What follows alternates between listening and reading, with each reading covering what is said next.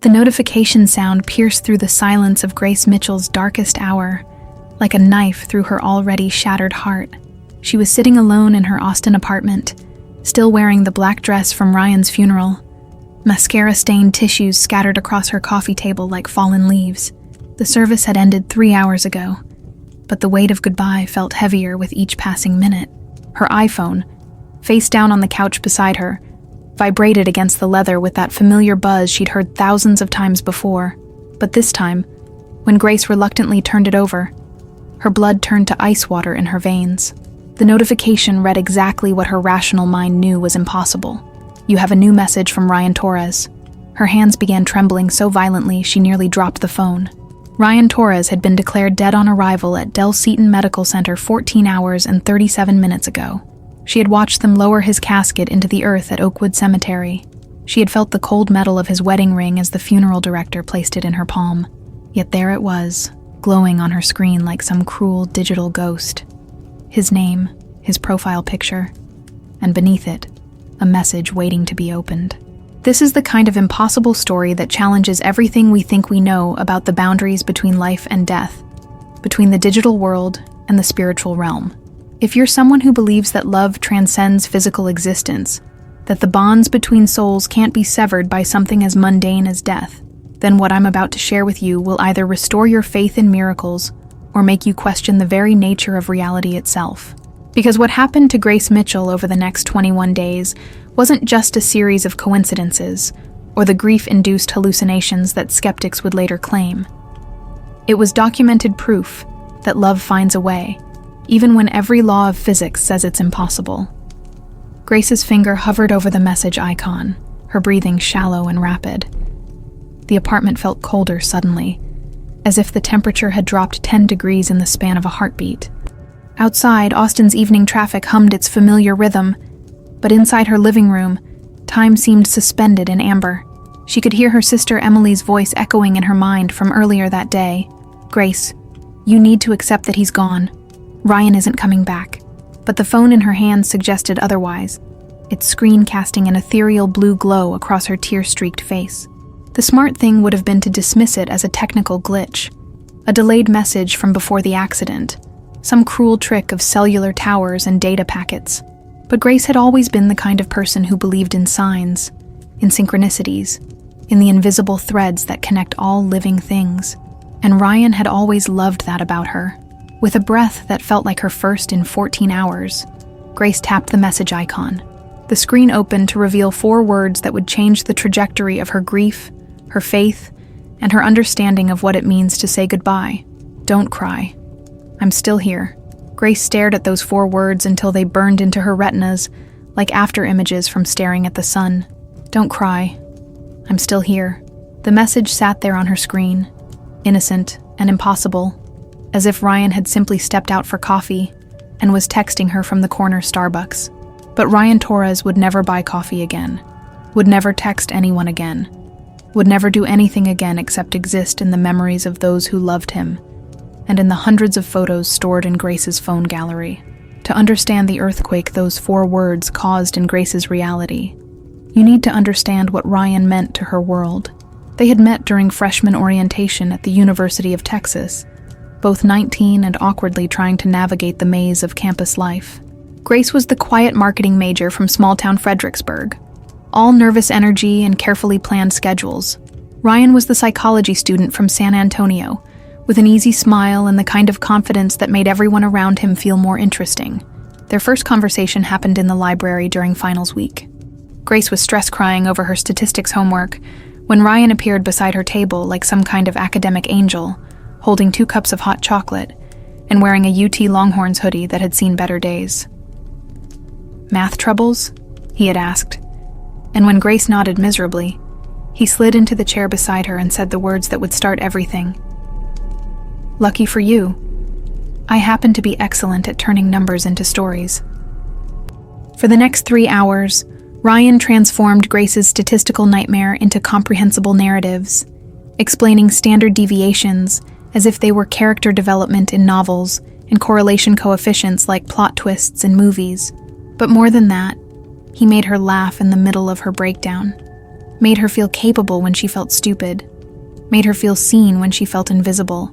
That night, walking back to her dorm under the December stars, Grace knew with absolute certainty that she was going to love this boy for the rest of her life.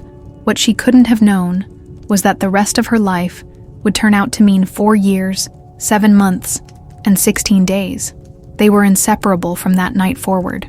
Ryan introduced Grace to midnight food truck adventures and impromptu road trips to see the sunrise from different Texas hilltops. Grace introduced Ryan to the subtle art of planning and the joy of handwritten thank you notes. He taught her to be spontaneous. She taught him to be thoughtful. He made her braver. She made him kinder. Their love story unfolded across the backdrop of college life like a movie montage, studying together in coffee shops, dancing badly at fraternity parties, building blanket forts in his tiny apartment during thunderstorms. Ryan had a habit of leaving little love notes in Grace's textbooks, tiny declarations of affection tucked between pages about consumer behavior and market research. Grace kept every single one in a shoebox under her bed. After graduation, they moved in together in a charming but overpriced apartment near South Lamar, all exposed brick and creaky hardwood floors that Ryan claimed gave the place character.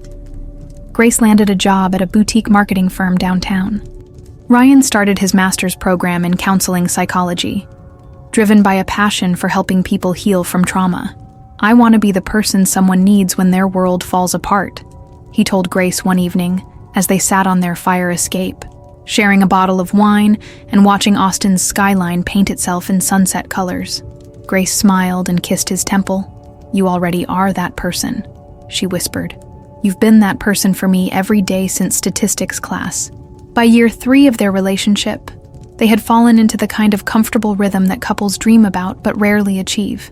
Ryan made coffee every morning at exactly 6:30, singing off-key Beatles songs while Grace showered. Grace left encouraging notes in Ryan's backpack before his particularly challenging classes. They grocery shopped together on Sundays, arguing playfully about whether organic vegetables were worth the extra cost, and always ending up buying the fancy ice cream neither of them could really afford. They had their own language of inside jokes and knowing looks. They had their own traditions. Thursday night Thai food, Saturday morning farmers market walks, Sunday afternoon naps that turned into conversations about everything and nothing. They had their secret place by Lady Bird Lake where Ryan had carved their initials into an old oak tree during their 2nd anniversary. Most importantly, they had their plans. Real, tangible plans that extended far beyond the theoretical future and into actual calendar dates. Ryan was going to propose on Grace's 27th birthday, which was still 3 months away. He had already bought the ring, a vintage Art Deco piece he found at an estate sale, and had shown it to Grace's sister Emily during a conspiratorial coffee meeting the week before. "It's perfect for her," Emily had whispered, admiring the delicate platinum band and the way the small diamond caught the light. "She's going to cry happy tears for hours." Ryan had grinned with the satisfaction of someone who knew he had chosen exactly right. "I'm going to ask her at the lake spot," he confided, "where we always go to watch the sunset.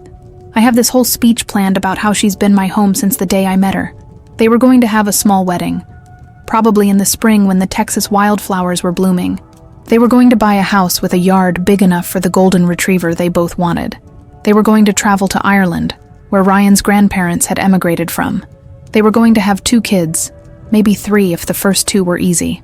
They were going to grow old together on their front porch, still holding hands, still making each other laugh. They were going to do all of those things right up until 11:47 p.m. on a rainy Tuesday night, when a drunk driver ran a red light at the intersection of Cesar Chavez and Lamar Boulevard. Ryan was driving home from his evening class, probably thinking about the leftover pizza waiting in their refrigerator, or the Netflix show they had paused halfway through the night before. The impact was instantaneous and absolute. The other driver walked away with minor bruises. Ryan never had a chance. Grace was asleep when the call came from the hospital. She answered on the 4th ring, still groggy and confused, expecting to hear Ryan's voice apologizing for waking her up, maybe saying his class had run late or he had stopped for gas. Instead, she heard a stranger's voice, professional and gentle, using words like accident and critical condition and "you should come immediately." Grace hung up and called Ryan's phone, but it went straight to voicemail. His cheerful, recorded voice told her to leave a message and he would call her back soon. He never called her back. The next 14 hours passed in a blur of hospital waiting rooms and impossible conversations with doctors who used phrases like massive trauma and everything we could do and I'm so sorry for your loss. Grace's parents drove down from Fredericksburg. Emily took leave from her job in Dallas and stayed by Grace's side, holding her hand through every devastating update. But none of it felt real, until Grace found herself standing in the hospital parking lot at sunrise, clutching a plastic bag containing Ryan's personal effects, his wallet, his keys, his watch, and his phone with the cracked screen from the impact. That was when it hit her. Ryan was gone. Not hurt, not injured, not in surgery with a chance of recovery. Gone. Permanently, irrevocably, completely gone from the world. The funeral arrangements passed in a similar blur. Ryan's parents flew in from San Antonio, and together with Grace's family, they planned a service that tried to capture 23 years of life in 60 minutes of eulogies and hymns. Grace wore the black dress Ryan had complimented her on during their last date, a lifetime ago on Sunday evening. She sat in the front row of St. David's Episcopal Church, surrounded by everyone who had loved Ryan, listening to friends and family share memories of his kindness, his humor, his unwavering optimism. His best friend Marcus talked about Ryan's terrible karaoke performances. His psychology professor spoke about his dedication to helping others heal.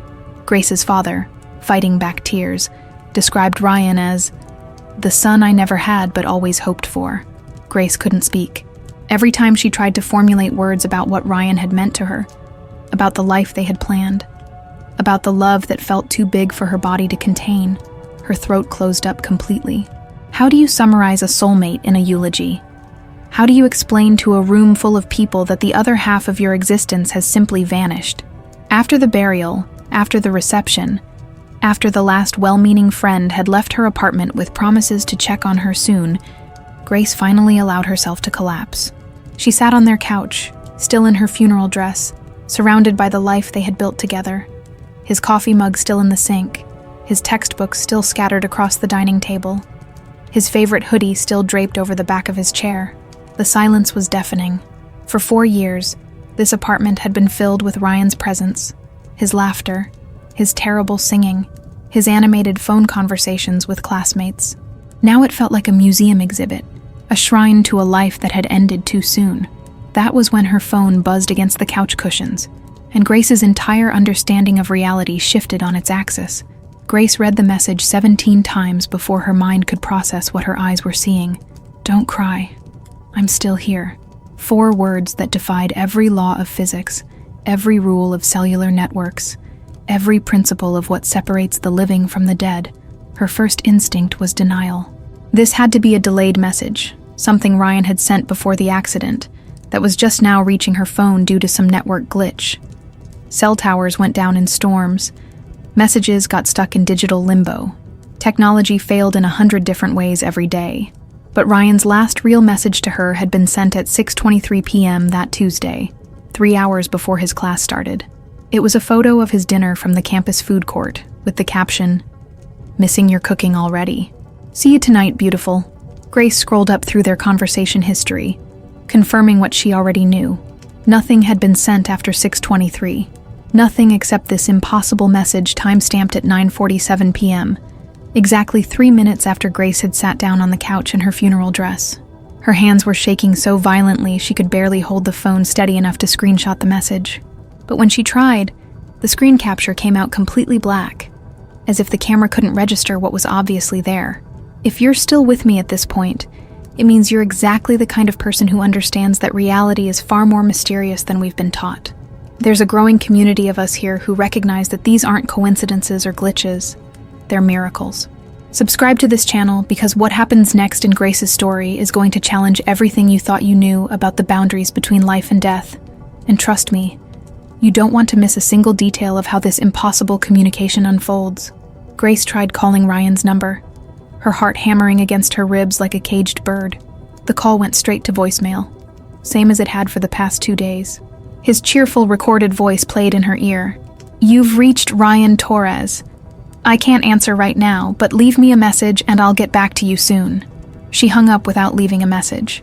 What would she even say? "Hi, it's me. Your dead boyfriend apparently texted me and I'm losing my mind." The next few days passed in a fog of well-meaning visitors and grief counselor recommendations. Grace's sister Emily practically moved in, sleeping on the couch and forcing Grace to eat actual meals instead of surviving on coffee and denial. Grace's parents called twice a day, her mother's voice thick with worry every time she asked, "How are you holding up, sweetie?" The truth was, Grace wasn't holding up at all. She was existing in a strange, suspended state between the life she had known and the life she was supposed to somehow build without Ryan. Everything felt surreal, like she was watching someone else's tragedy unfold from behind glass. But the text message remained on her phone, like a digital anchor to the impossible. Every few hours, Grace would open her messages and stare at those 4 words, wondering if grief had finally driven her to hallucinations, or if love really could transcend death itself. The second message arrived on Thursday morning at 11:23 a.m., just as Grace was trying to force herself to eat the bowl of oatmeal Emily had prepared for her. "The oatmeal needs brown sugar. You always forget the brown sugar." Grace's spoon clattered to the floor, sending oats splattering across the kitchen tiles. Emily looked up from her laptop at the dining table, concerned. "Grace, you okay?" But Grace couldn't speak. She was staring at her phone screen, where Ryan's name appeared again above another message that should have been impossible. He was right about the brown sugar. It was such a small, domestic detail, the kind of thing only someone who had eaten breakfast with her hundreds of times would know. "Grace?" Emily stood up, crossing to where her sister sat frozen at the kitchen counter. "What's wrong? You look like you've seen a ghost." The word ghost hit Grace like a physical blow. She thrust her phone toward Emily with trembling hands. "Look at this. Look at my messages." Emily took the phone and frowned at the screen. "Look at what?" "I see your conversation with Ryan, but the last message is from Tuesday night before he..." She trailed off, clearly not wanting to say the words out loud. "You don't see the new messages?" Grace whispered. "The ones from today and yesterday?" Emily scrolled through the conversation, her brow furrowed. "Grace, honey, there are no new messages. The conversation ends with Ryan saying he missed your cooking. That's it." Grace grabbed the phone back, her heart racing. The messages were right there, clear as day on her screen. "Don't cry. I'm still here." And, "The oatmeal needs brown sugar. You always forget the brown sugar." But when she tried to screenshot them again, the images came out blank. "I can see them," Grace insisted. "They're right here. Ryan is texting me."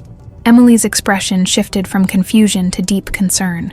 She sat down beside Grace and took her hands, speaking in the gentle voice usually reserved for frightened children. "Grace, I think the grief is playing tricks on your mind. It's completely normal to hallucinate when you're under this much stress. My therapist friend Sarah says it happens to a lot of people after sudden loss," but Grace knew what she was seeing. The messages were real as the kitchen tiles under her feet and the oatmeal cooling in her bowl. Ryan was somehow, impossibly, still communicating with her. The third message came that afternoon, while Grace was sorting through Ryan's clothes for donation. She was holding his favorite sweater, the gray wool one he wore during finals week because he claimed it helped him think more clearly, when her phone chimed. "Keep the gray sweater. It still smells like my cologne, and you'll need something to hold on to during the hard nights ahead." Grace clutched the sweater to her chest and sobbed until no more tears would come. The message was so perfectly, heartbreakingly Ryan. He had always been able to read her emotions before she even recognized them herself. He had always known exactly what she needed to hear. Over the next week, the messages continued with unsettling regularity. They arrived at moments when Grace was at her lowest, when the grief felt like it might actually stop her heart from beating, and each message contained details that only Ryan could have known. When Grace couldn't sleep and was lying awake at 3 a.m. staring at the ceiling, "Close your eyes and remember our first camping trip. You fell asleep listening to my heartbeat in the tent. My heart is still beating for you, just in a different way now." When she was crying in the shower, overwhelmed by the loneliness, "I used to love watching you sing in the shower. Even though you always denied you were singing, your voice is still the most beautiful sound in any universe." When she was struggling to eat lunch, her appetite completely gone, "Remember the grilled cheese sandwiches we made during that ice storm? You said they tasted like love. Make yourself one today. Add extra cheese the way I always did." Each message was a lifeline thrown to her from some impossible place beyond death. But each message also isolated her further from the living world, because no one else could see them. Grace tried showing the messages to her parents during their weekend visit. Her father, a practical man who had spent 30 years as an electrical engineer, examined the phone with scientific skepticism. "I don't see any new messages, sweetheart," he said gently. "The conversation ends on Tuesday night." "Are you sure you're not remembering old texts from before the accident?" Her mother was more direct. "Grace, honey, I think you need to talk to someone professional. This kind of magical thinking is a normal part of grief, but it can become unhealthy if you don't process it properly." Even Marcus, Ryan's best friend since childhood, looked at Grace with worried eyes when she tried to explain what was happening. "Grace, I loved Ryan like a brother, and I'd give anything to get one more text from him. But he's gone. This isn't healthy for you." The isolation was suffocating. Grace began to understand why people who claimed to see ghosts or experience supernatural phenomena rarely talked about it openly. The living world had no framework for the impossible, no vocabulary for miracles that couldn't be documented or shared. But the messages kept coming, and with each one, Grace felt less crazy and more connected to something larger than her grief. Ryan's digital voice was somehow reaching across the veil between life and death, to comfort her, to love her, to help her navigate the darkest period of her existence. The breakthrough came on a Sunday afternoon, when Grace was having coffee with her college roommate Jessica, desperately trying to pretend she was okay. They were sitting at Mozart's Coffee on Lake Austin, the outdoor tables filled with families enjoying the perfect spring weather. Grace's phone buzzed, and she glanced down to see another message from Ryan. "Tell Jessica about the time I helped her study for organic chemistry by making up songs about molecular structures. She needs to remember that I was more than just your boyfriend. I was her friend too."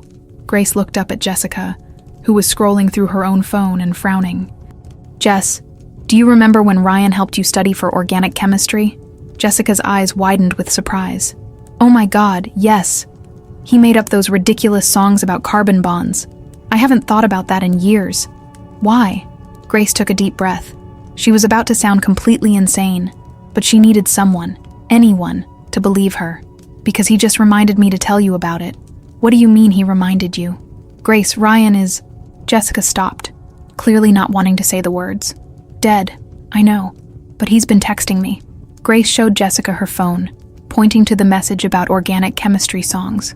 Jessica stared at the screen, then back at Grace's face. "I don't see any new messages." "But Grace, that memory you just brought up, I literally haven't thought about Ryan's study songs in at least 3 years. There's no way you could have remembered that detail unless..." She trailed off, clearly struggling with the implications. "Unless what?" "Unless someone who was there reminded you." Jessica's voice was barely a whisper. "But that's impossible." For the first time in 2 weeks, Grace didn't feel completely alone in her experience.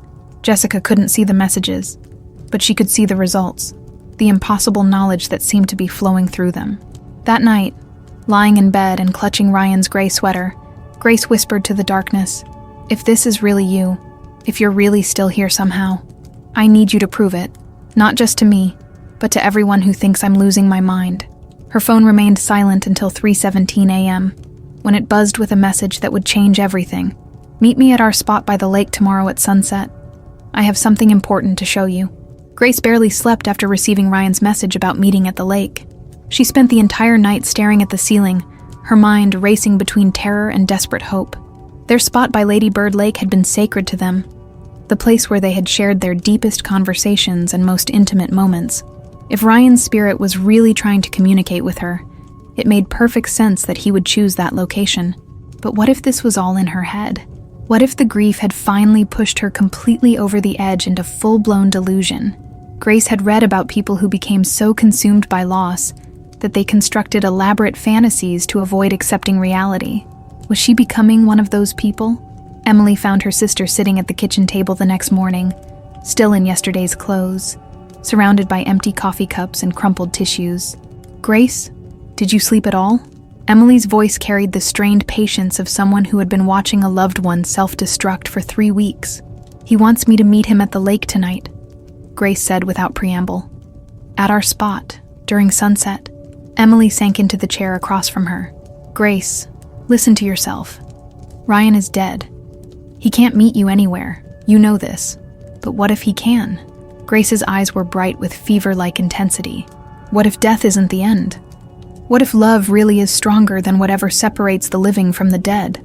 Then why can't anyone else see these messages? Why is it only you? Emily's question hung in the air like a challenge. Grace had wondered the same thing countless times. Maybe because I'm the one who needs to see them. Maybe because I'm the one who loved him most. His parents loved him. Marcus loved him. All of his friends and family loved him. If dead people could send text messages, wouldn't they be getting them too? It was a logical question that Grace couldn't answer. All she knew was what she experienced every time her phone buzzed with Ryan's name, every time his words appeared on her screen, with perfect timing and impossible knowledge. Grace spent the day in a state of nervous anticipation. She showered and dressed carefully, choosing the sundress Ryan had always said made her eyes look like emeralds. She drove to the lake 3 hours early and sat in her car, watching joggers and dog walkers enjoy the perfect Austin afternoon. Their spot was a small clearing about 50 yards off the main trail, marked by the old oak tree where Ryan had carved their initials during their second anniversary. GM plus RT, surrounded by a lopsided heart, the letters weathered, but still visible after 2 years.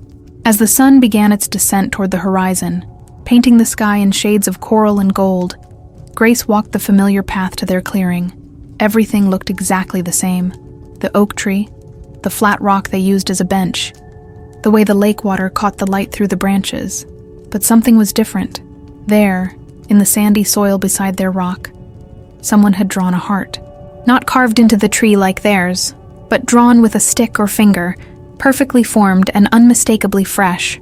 Grace knew it hadn't been there the last time she visited, just 2 days after Ryan's funeral. Her phone buzzed. Remember our promise under the stars? Grace's knees gave out, and she sank onto their rock, staring at the heart in the sand. During their second anniversary, the night Ryan carved their initials, they had made a promise under the star-filled Texas sky. They promised that no matter what happened in their lives, no matter how far apart they might be, they would always find their way back to each other. Even if I die first, Ryan had said. His arm tightened around Grace's shoulders. I'll find a way to let you know I'm still with you. Grace had laughed at the morbid turn in their romantic evening. Don't talk about dying on our anniversary. We're going to live forever. Nobody lives forever, beautiful girl. Ryan had whispered against her hair. But maybe love does. Now, sitting in the same spot where they had made that promise, Grace felt the presence she had been sensing in every text message crystallize into something almost tangible. The air felt different, charged with energy that made the hair on her arms stand up. The temperature dropped several degrees despite the warm evening, and Grace could swear she smelled Ryan's cologne, that distinctive woody scent that had clung to all his clothes. Her phone buzzed again. Look behind you. Grace turned toward the oak tree and gasped. There, freshly carved below their original initials, were new words. Forever and always. R. The carving looked fresh, the wood pale and bright against the darker bark. Grace ran her fingers over the letters, feeling the rough texture of newly cut wood. Someone had done this today, possibly within the last few hours while she was sitting in her car, working up the courage to walk to their spot. But who? And how had they known about her meeting with Ryan's spirit? Another message appeared on her phone. I told you I'd always find my way back to you. Grace began to cry, but these weren't the desperate, painful tears she had been shedding for weeks. These were tears of recognition, of impossible relief, of a love that had somehow survived the ultimate separation. Whether this was real spiritual communication or an elaborate psychological break from reality, it felt like coming home. Over the next several days, the messages became more frequent and more detailed. Ryan seemed to know exactly what Grace was thinking and feeling at every moment, responding to her emotions before she even fully recognized them herself. When Grace woke up from a nightmare about the car accident, the dreams will stop hurting so much. I need you to know it didn't hurt, Grace. 1 second I was thinking about getting home to you, and the next second I was somewhere else, somewhere peaceful. Don't torture yourself imagining pain I never felt. When she was struggling to decide whether to go back to work, take another week. Your boss understands loss better than you know. Her father died suddenly when she was your age. She won't pressure you. When Grace was debating whether to cancel Ryan's phone service. Don't cancel my line yet. I'm not ready to let go of this connection, and neither are you. Each message demonstrated knowledge that felt impossible for someone who no longer existed in the physical world. But the most unsettling messages were the ones that revealed Ryan's awareness of Grace's current activities. You look beautiful in my gray sweater, but you should eat something more substantial than cereal for dinner. Stop checking my social media. The memories hurt more than they help right now. Thank you for keeping fresh flowers by my photo. The white roses were always my favorite. Grace began to feel like she was being watched, but not in a frightening way. It was more like being cared for by an invisible guardian, someone who loved her enough to pay attention to every detail of her daily life. The breakthrough came when Grace decided to test the impossible knowledge that seemed to be flowing through her phone. She was having lunch with her mother when she received a message. Ask your mom about the dream she had last night. She needs to talk about it, but she's afraid you'll think she's being silly. Grace looked across the table at her mother, who was pushing salad around on her plate with uncharacteristic distraction. Mom, did you have any strange dreams last night? Her mother's fork stopped moving. She looked up at Grace with startled eyes. How did you know about that? What did you dream? Her mother hesitated, clearly uncomfortable. It's going to sound crazy. Try me. I dreamed about Ryan. The words came out in a rush, as if her mother had been holding them in all day. He was standing in a field of sunflowers, and he looked so peaceful, so happy. He asked me to take care of you, to make sure you didn't get lost in the grief. He said he was okay, that he was still watching over you. Grace's phone buzzed with a new message. Tell her the sunflowers were real. Tell her I said thank you for loving me like a son. He was in a sunflower field? Grace asked. Yes. How did you know that? He just told me. Grace showed her mother the phone, but as always, the screen appeared blank to anyone but Grace. Her mother stared at the phone, then at Grace's face. I can't see anything, sweetheart. But Grace, I haven't told anyone about that dream, not even your father. There's no way you could have known those details unless... She stopped, clearly struggling with the implications. Unless someone who was there told me, Grace finished. That evening, Grace received the most detailed message yet. I need you to go to the coffee shop on South First tomorrow at 2 p.m. Sit at the table by the window. Order a lavender latte, extra hot. There's someone there you need to meet, someone who can help you understand what's happening between us. Trust me, beautiful girl. This is important. Grace stared at the message for a long time. The coffee shop Ryan mentioned was nowhere they had ever been together. She had driven past it dozens of times but had never stopped in. How would a dead person know about the specific seating arrangements or drink menu of a place they had never visited? But every message so far had been accurate, had contained knowledge that seemed impossible, but proved to be true. Grace had learned to trust the impossible voice speaking through her phone. The next afternoon, she drove to the coffee shop on South First, her heart pounding with anticipation and fear. The place was small and cozy, with mismatched furniture and local art covering the walls. Grace ordered a lavender latte, extra hot, and sat at the table by the window as instructed. For 20 minutes, nothing happened. Grace sipped her latte and watched Austin traffic flow past the window, wondering if she had finally encountered the first message that would lead nowhere. Then her phone buzzed. The woman behind you lost her husband in a car accident 8 months ago. She comes here every day at the same time because it's where they had their first date. She's been praying for a sign that he's okay. Go talk to her. Tell her Daniel says the music box is working again. Grace turned around and saw a woman sitting alone at a corner table, staring at her own phone with the same desperate expression Grace recognized from her own mirror. The woman was perhaps 40, with short dark hair and eyes red-rimmed from recent tears. Grace took a deep breath and approached the stranger's table. Excuse me. I know this is going to sound completely insane, but I think I have a message for you. The woman looked up, startled. Your husband's name was Daniel? Grace continued, her voice shaking with nervousness. The woman's face went completely white. How do you know that? He wants you to know the music box is working again. The woman began to cry, covering her face with her hands. Oh my God. Oh my God. How do you know about the music box? Grace sat down across from her, feeling like she was stepping into a world that operated by different rules than anything she had ever known. What's the significance of the music box? It was my grandmother's, the woman whispered through her tears. Daniel gave it to me on our first anniversary, but it broke last year and wouldn't play. The repair shop said it was unfixable, but yesterday, for no reason at all, it started playing again. I was sitting in my bedroom crying, missing Daniel so much I could barely breathe, and suddenly I heard the melody. It played for exactly 1 minute, then stopped. Grace's phone buzzed with another message. Tell Sarah that I've been trying to reach her too, but she doesn't believe in impossible things the way you do. Tell her the rose on our grave was from me, not from her sister. Grace looked at the woman with new understanding. Your name is Sarah? Sarah nodded, wiping her eyes. Daniel wants you to know that he's been trying to communicate with you too. He says the rose that appeared on his grave wasn't from your sister. Sarah's sobbing intensified. There was a single red rose on Daniel's headstone this morning when I went to visit. I asked my sister if she had left it, and she said no. I couldn't figure out where it came from. Grace reached across the table and took Sarah's hands. I think our husbands are working together somehow. I think they're both trying to tell us that love doesn't end when the body dies. For the next hour, Grace and Sarah shared their impossible stories. Sarah had been experiencing her own supernatural encounters since Daniel's death, but like Grace, she had told no one for fear of being thought mentally unstable. The music box incidents, objects moving in their house, vivid dreams that felt more real than waking life, the overwhelming sense that Daniel was still present in ways she couldn't explain but couldn't deny. As they talked, Grace felt less alone than she had since Ryan's death. Here was another person living in the space between the rational world and the miraculous. Someone who understood that grief could open doorways to experiences that science couldn't explain. When they finally parted ways, exchanging phone numbers and promising to stay in touch, Grace felt like she had been given a gift she hadn't known she needed. The gift of knowing she wasn't losing her mind.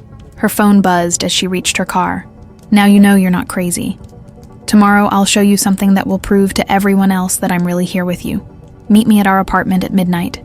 Come alone and bring your sister's camera. Grace stared at Ryan's message about meeting at their apartment at midnight until the words burned into her retinas.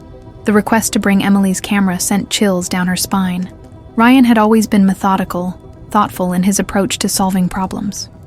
If he wanted photographic evidence, it meant he was planning to show her something that could be documented, something that would prove to the skeptical world that their impossible communication was real.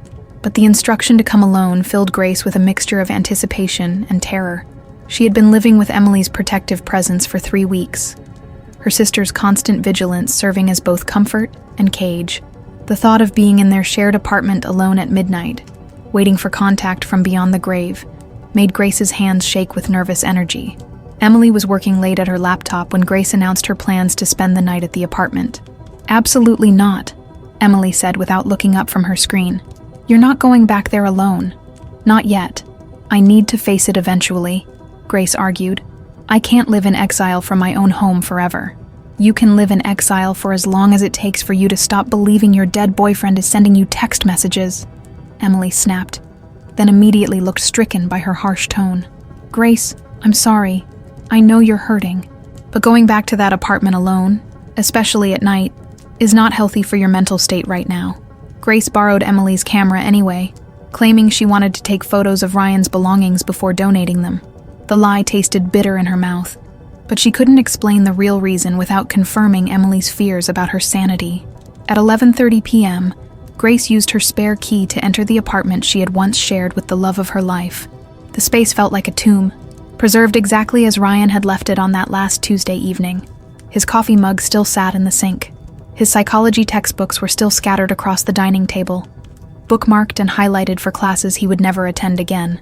Grace set Emily's camera on the coffee table and sat on their couch, surrounded by the ghostly presence of their interrupted life together. The silence was oppressive, broken only by the hum of the refrigerator and the distant sound of Austin traffic. At exactly midnight, her phone buzzed. Check the bedroom window. Grace's heart hammered against her ribs as she walked down the hallway toward their bedroom. The room was exactly as they had left it, the bed still unmade from their last morning together, Ryan's pajamas still draped over the chair by the window. Grace approached the window that faced their small balcony and gasped. There, written in what looked like condensation on the glass, were the words, "I love you always," in Ryan's distinctive handwriting. But it was a clear, dry night. There was no source for the condensation, no explanation for how moisture could have formed on the inside of a closed window in perfectly controlled indoor air. Grace grabbed Emily's camera and snapped photo after photo of the impossible message. Through the camera lens, the words appeared clearly, each letter perfectly formed in Ryan's familiar script. But when Grace tried to touch the writing, her fingers found only dry glass. There was no moisture, no residue, nothing that could explain how the letters had appeared. Her phone buzzed again. "Go to the kitchen. Check the refrigerator." Grace rushed to the kitchen, camera in hand. On the stainless steel surface of their refrigerator, more writing had appeared, this time spelling out, "Remember the pizza promise," in what looked like frost. Despite the fact that the refrigerator was running normally and the kitchen temperature was perfectly warm, Grace started crying as she photographed the message. The pizza promise was something so private, so specific to their relationship, that no one else in the world would understand its significance. During their first year living together, Ryan had promised that even when they were old and gray, he would still surprise Grace with her favorite pizza on random Tuesday nights, just because he loved seeing her smile. "Every Tuesday until I die," he had said, spinning Grace around their tiny kitchen while she laughed. And maybe even after that. The messages continued appearing throughout the apartment over the next hour. On the bathroom mirror, "Your smile lights up worlds." On the dining table surface, "Forever and always." On the bedroom wall above their bed, "Love transcends everything." Each message appeared for exactly 60 seconds, long enough for Grace to photograph it clearly, before fading away as mysteriously as it had arrived. Grace documented everything, taking dozens of photos from multiple angles, her hands steady, despite the emotional earthquake happening in her chest. But the most shocking moment came when Grace was photographing the message on their bedroom wall. As she adjusted the camera angle, she noticed something in the LCD display that made her blood turn to ice water. There, reflected in the bedroom mirror behind her, was the transparent outline of a familiar figure, tall, dark-haired, wearing the gray sweater Grace had been sleeping with every night. The figure was standing directly behind her, close enough that she should have felt his presence, close enough that she should have sensed his body heat. Grace spun around, but the bedroom was empty. She looked back at the camera display, and the figure was gone, but she had captured it in the photo, a translucent image of Ryan standing protectively behind her as she documented his messages. Her phone buzzed with a new message. "Did you see me in the mirror? I've been with you every night, Grace.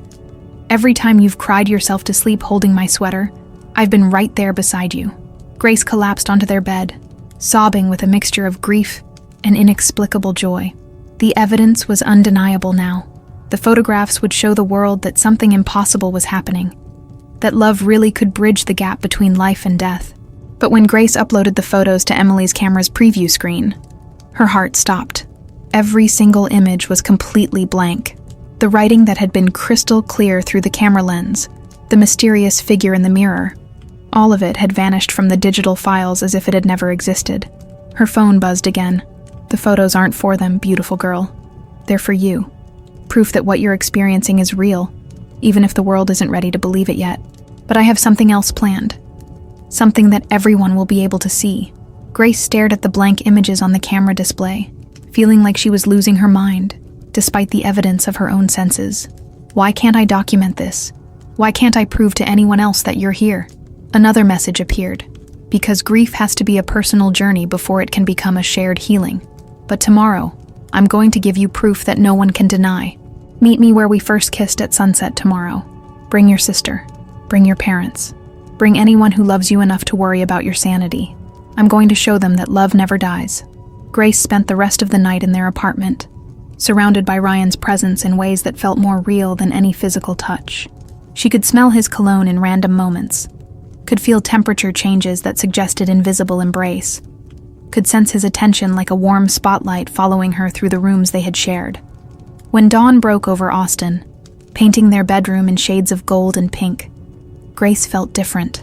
The desperate, clawing grief that had been consuming her for 3 weeks had transformed into something else. Not acceptance exactly, but a kind of peaceful understanding that death was not the end of their story. Her phone buzzed one more time.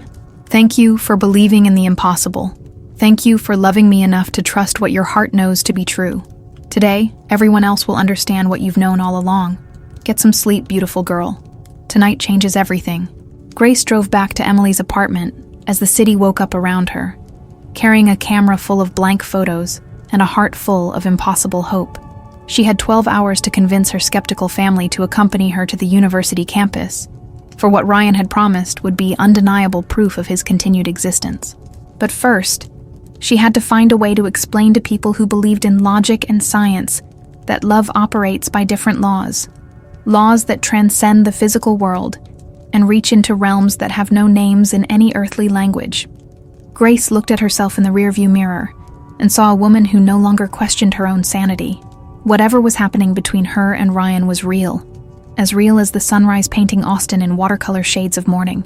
And tonight, the whole world would know it too. Convincing Emily to accompany her to the university campus required Grace to reveal more about the supernatural communications than she had ever shared before.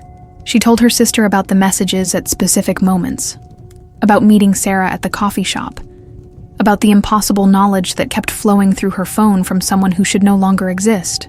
Emily listened with the expression of someone watching a loved one describe elaborate delusions, but something in Grace's calm certainty gave her pause. "Grace, if I come with you tonight and nothing happens, will you agree to see a grief counselor? Will you consider the possibility that you're experiencing a psychological break? And if something impossible does happen," Grace countered, "will you consider the possibility that death isn't the end of consciousness?" They stared at each other across the kitchen table. Two sisters separated by fundamentally different beliefs about the nature of reality. Finally, Emily sighed in defeat. "Fine, I'll come. But I'm bringing Mom and Dad too, because if you're having some kind of public breakdown, you're going to need all the family support you can get." Grace's parents drove down from Fredericksburg that afternoon, their faces lined with the kind of worry usually reserved for medical emergencies. Grace could see Emily's whispered phone conversations with their mother had painted a picture of psychological crisis that required immediate intervention. "Sweetheart," her father said carefully as they sat in Emily's living room, "your mother and I are worried about you. This thing with the text messages, it's not healthy. Grief can make us see and hear things that aren't really there." "I know how it sounds," Grace replied, her voice steady despite the magnitude of what she was asking them to believe. "I know it defies everything you think you know about how the world works. But I'm asking you to trust me for one evening. Come with me to the place where Ryan and I first kissed, and just watch. Just be open to the possibility that love is stronger than death." They arrived at the University of Texas campus as the sun began its descent toward the horizon. The spot where Grace and Ryan had shared their first kiss was a small courtyard between the psychology and communications buildings, marked by an old fountain that had been broken for as long as anyone could remember. Grace led her family to a bench facing the fountain, her phone clutched in her trembling hands.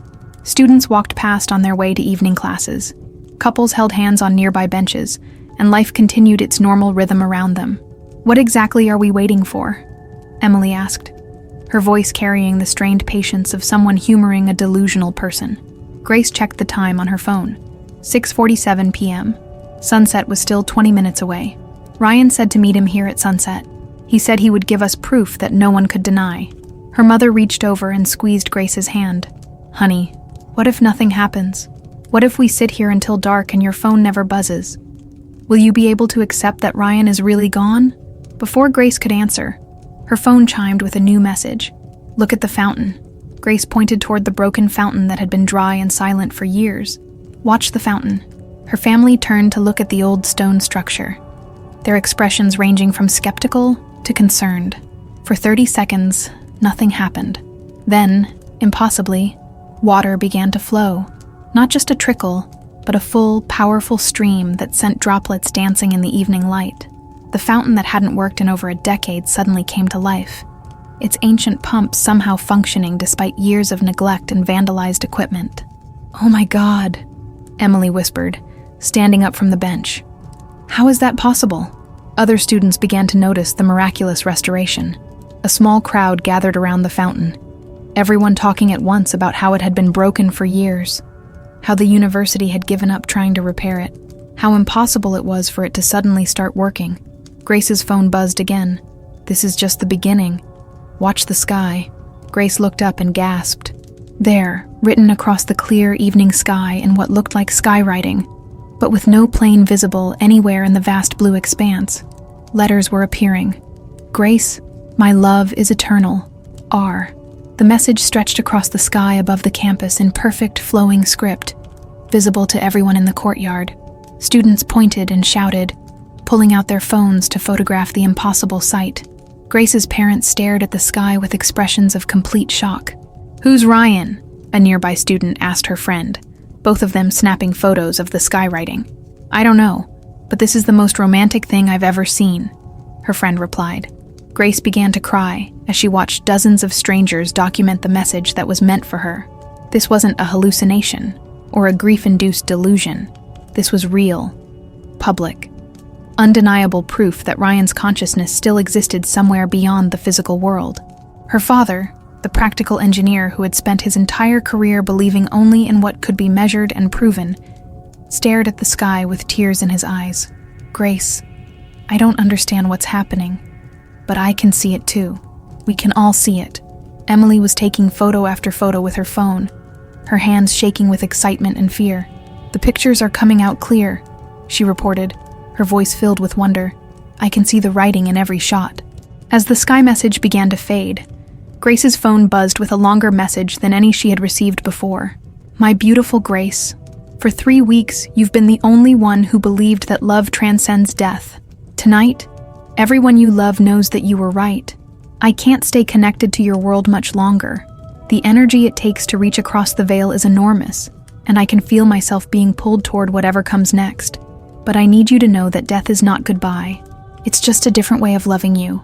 Live your life, beautiful girl. Love again when your heart is ready. Help others who are lost in grief understand that their loved ones never really leave them, and know that somewhere beyond the boundaries of time and space, I am still yours, and you are still mine, forever and always." Grace read the message aloud to her family, her voice breaking with emotion. As the words left her lips, the fountain slowly stopped flowing, its brief miracle complete.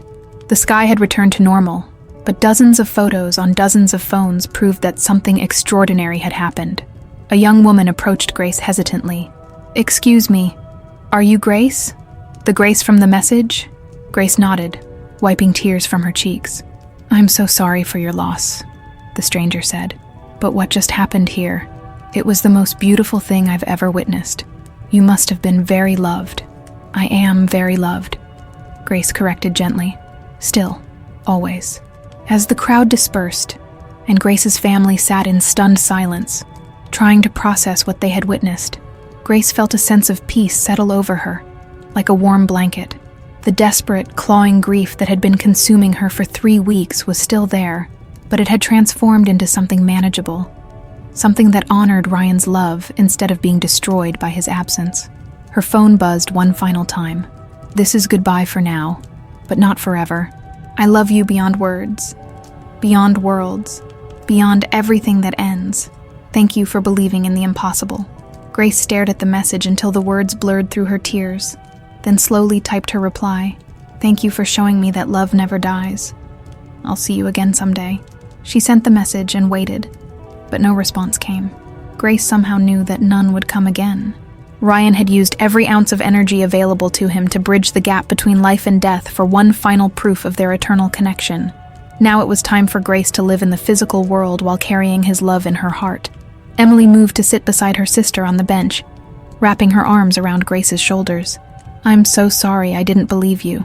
I'm so sorry you went through all of this alone." "I was never alone," Grace whispered. "He was with me every step of the way." Grace's parents joined the embrace, all 4 of them holding each other as the Texas sky darkened into night around them. They had witnessed something that would change their understanding of love, loss, and the mysterious nature of consciousness itself. But for Grace, the miracle wasn't just in the fountain or the skywriting, or the messages that had guided her through the darkest period of her life. The miracle was in the knowledge that love really is eternal, that the bonds between souls cannot be severed by something as temporary as death. 3 months later, Grace would return to work with a new sense of purpose. 6 months later, she would start volunteering at grief support groups, sharing her story with others who had lost loved ones. A year later, she would meet Sarah Chen again, and together they would start a non-profit organization dedicated to helping people navigate loss with hope instead of despair. And sometimes, in quiet moments when Grace was helping another grieving soul understand that death is not the end of love, she would feel a familiar presence beside her, a warmth that reminded her that some promises transcend every boundary, even the boundary between life and death. Ryan kept his word. He found a way back to her, not in the flesh, but in the eternal space where love lives forever, waiting patiently for the moment when all souls return home. As Grace drove home from the university campus that night, her phone resting silently in the passenger seat, she felt like she was inhabiting a completely different version of herself than the woman who had collapsed in grief 3 weeks earlier. The crushing weight of loss was still there, would always be there, but it had transformed from a destructive force into something that honored the magnitude of what she and Ryan had shared. The digital miracles had ended, but their impact would ripple through Grace's life forever. She carried with her the unshakable knowledge that consciousness survives physical death, that love operates by laws more powerful than anything science had yet discovered, and that the bonds between souls transcend every boundary the material world can construct. Emily kept checking her phone during the drive, scrolling through the photos and videos she had captured of the fountain and the skywriting. "Grace, there are dozens of other people posting about this on social media. It really happened. Everyone saw it." "I know," Grace replied simply. "I never doubted it. But how is it possible? How can someone who died 3 weeks ago make a fountain work and write messages in the sky?" Grace smiled through her tears, feeling Ryan's love surrounding her like invisible armor. "I don't think we're supposed to understand how. I think we're just supposed to trust that love finds a way, even when logic says it's impossible." Over the following days, Grace would receive messages from strangers who had witnessed the campus miracle. Students, professors, and visitors who had been there that evening reached out to share how the experience had changed their perspective on death and spirituality. Grace's story began to spread, not as a viral sensation or internet curiosity, but as a source of hope for others who had lost someone they couldn't imagine living without. 3 weeks of impossible text messages had taught Grace that grief wasn't something to overcome or get through. It was something to transform, to alchemize into a deeper understanding of love's true nature. Ryan's death hadn't ended their relationship. It had evolved it into something that existed beyond the limitations of physical presence. Grace would still miss Ryan every day for the rest of her life. She would still cry on their anniversary, still feel his absence like a phantom limb, still catch herself reaching for her phone hoping for one more message. But now she carried the certainty that death was just a doorway, not a destination, and that love was the only force in the universe stronger than mortality itself. The last thing Grace did before falling asleep that night was whisper to the darkness, "Thank you for showing me that some promises really do last forever." And somewhere in the space between sleeping and waking, she could swear she heard Ryan's voice whisper back, "Always and forever, beautiful girl. Always and forever." If Grace's story has touched your heart tonight, it's because somewhere deep in your soul, you already know what she discovered, that love never truly dies. It just learns to speak in a different language. Maybe you've lost someone who meant everything to you. Maybe you've dismissed signs and synchronicities as coincidences, because accepting them would mean believing in something larger than the physical world. Maybe you've been waiting for proof that the people you love are still with you in ways that transcend understanding. Grace's 3 weeks of impossible messages remind us that consciousness is far more mysterious than we've been taught, that the bonds between souls operate by laws that science hasn't yet discovered, and that death is not the end of love, but simply its transformation into something eternal. Tonight, as you lie in bed thinking about the people you miss most, remember that love is the only force in the universe that grows stronger when everything else falls apart. Remember that some connections transcend every boundary, even the boundary between life and death. And if you're someone who believes in miracles, who trusts that the impossible happens every day in ways we can't always document or explain, then you understand that Grace's story isn't unique. It's a reminder that we live in a universe where love always finds a way home. The question isn't whether consciousness survives death. The question is whether we're brave enough to believe in the messages that prove it does. What impossible thing is love trying to tell you today?